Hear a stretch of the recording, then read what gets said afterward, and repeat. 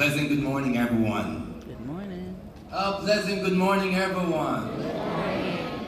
All right, thank you so much for the invitation. Thank you so much for the chairman of the board. Bishop, thank you so much for having me. Dr. Stapleton, Principal, even, thank you so much and congratulations as well. I think there are a couple of lawyers over there, some engineers. I think there are a couple of doctors and inventors. I think I see one of our female presidents right over here. I think I see presidents and CEOs and executive directors and teachers and engineers. I see all of them. And they are your babies. Won't you put your hands together for them?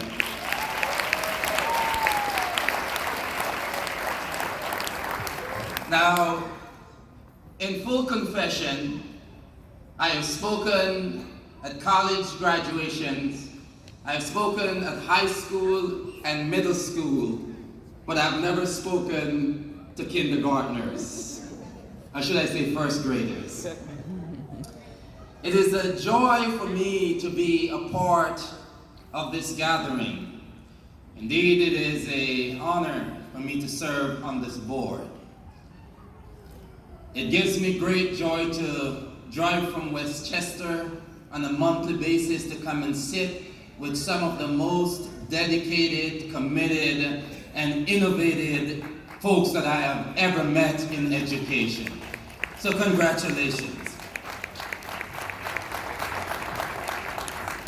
Today, of course, is a special day for not only our scholars, but also our parents and our teachers, grandparents, on the moving up ceremony of our children.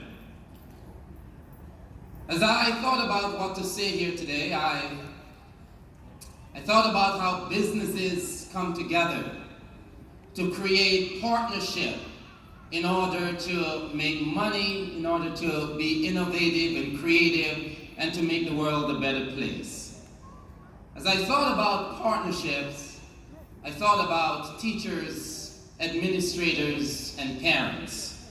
And I'm going to make the case today that the partnership between home and school, between teachers and parents, just might be the greatest partnerships that has ever been created. That's right. And I'm saying this because parents, you wake your children up, and if you're fortunate, by the time they get to middle school, maybe you no longer have to wake them up. I have a 10th grader that I'm still waking up in the morning. And so you get them up in the morning and you said, come on, sweetheart, it's time to go, it's time to go, it's time to go to school, wake up, you're going to miss the bus, wake up, I gotta drop you off early. And then you say, come on, get together, brush your teeth, let's go. And they put on their shoes and it's turned the wrong way, and they put on their clothes and it's inside out. And you gently check them over and fix them nicely and fix their hair and make sure their teeth are brushed and make sure that they're off to the bus and make sure that they're off to school.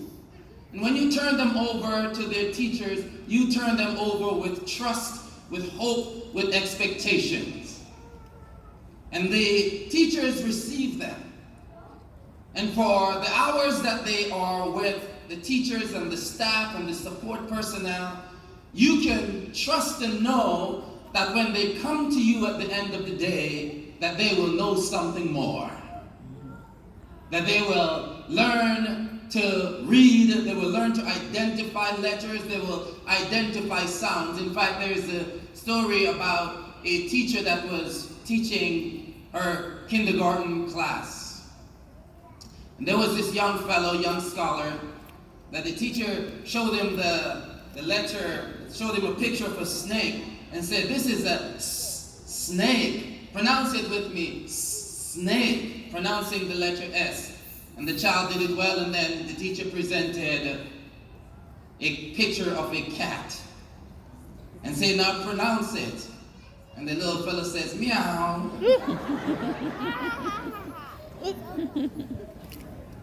We receive your children, not only to teach them to identify sounds, to identify letters, to be able to identify, to be able to count.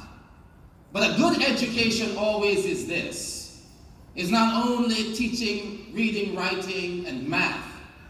It's teaching world-class scholars. Mm-hmm.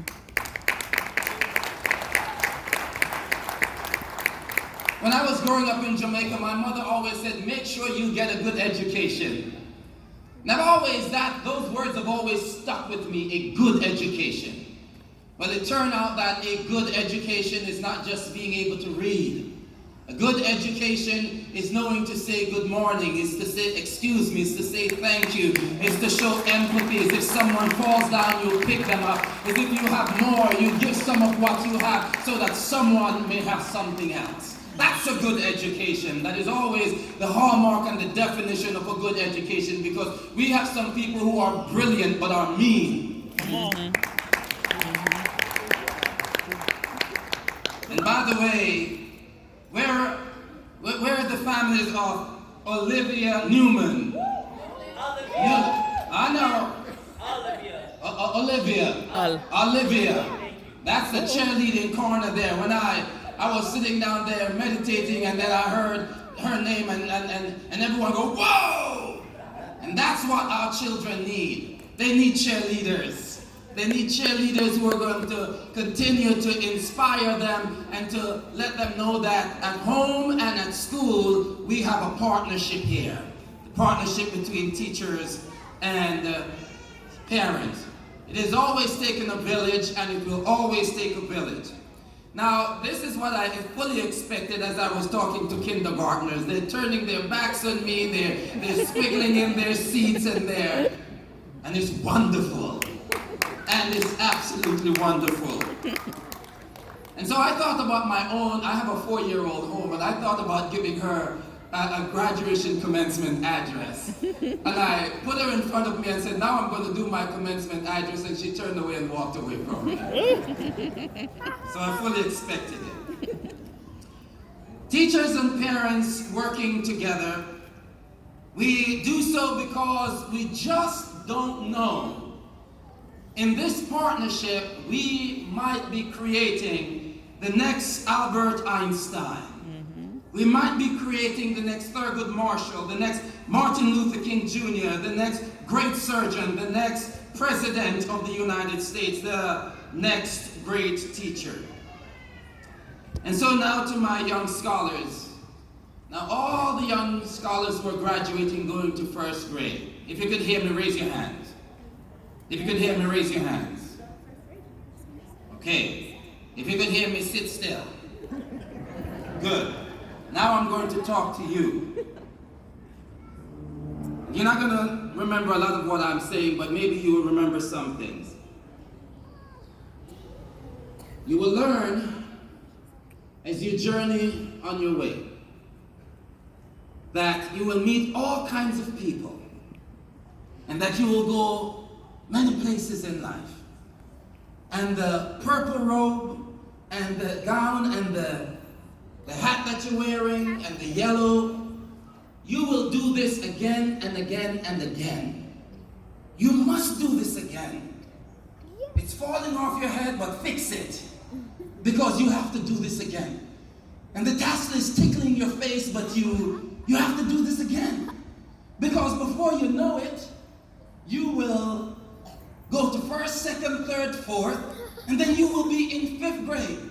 And you will go to middle school, and you'll have to do it again. And then from there, you'll go to high school.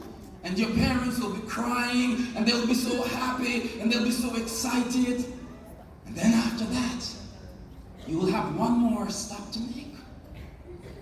You will have to go to college. Yes. And when you get there, You will take your college diploma and your degree, and you will say, this one is from mommy.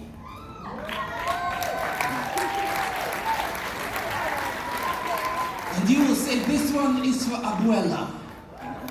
This one is for grandma, and this one is for grandpa. This one is for our struggles. We were immigrants, but we made it anyway. We came from Central America and South America. We came from the Caribbean, but look at us now. We have graduated and we became something in America. So fix your tassel, hold your head straight, and keep on fighting. Keep on graduating. Keep on growing. Thank you, and God bless you. God bless you to the Academy Charter School.